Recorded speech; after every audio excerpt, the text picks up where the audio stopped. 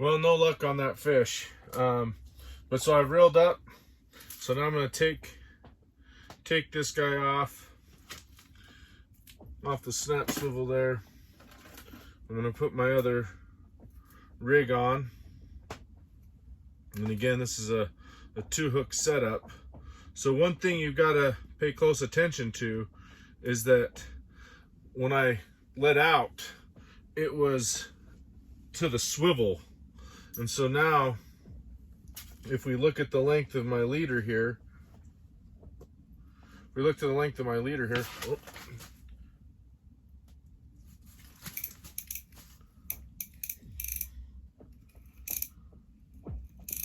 Oh, that feels good. That feels like a kokanee maybe. Nope, I think that's a trout.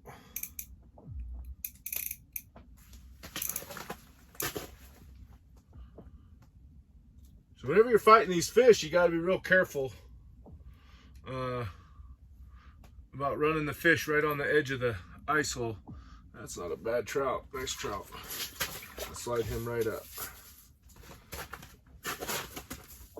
Oh.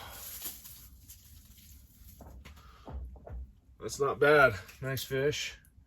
Let's see how he's hooked. Hooked right in the tip. Nice fish. Real clean looking fish. Those are some buttes.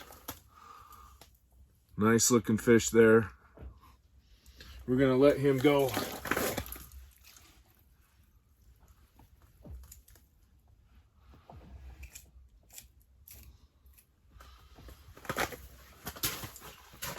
So let's, these darn fish keep getting in the way of the video, huh?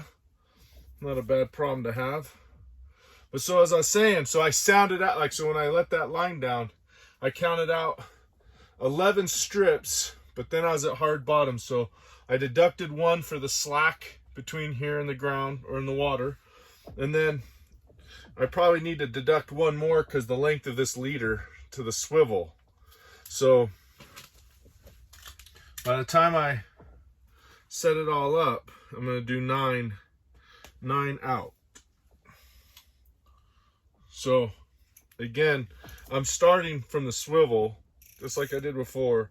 So 1, 2, 3, 4,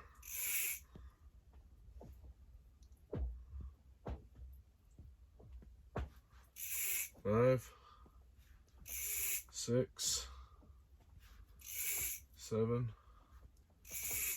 8, 9.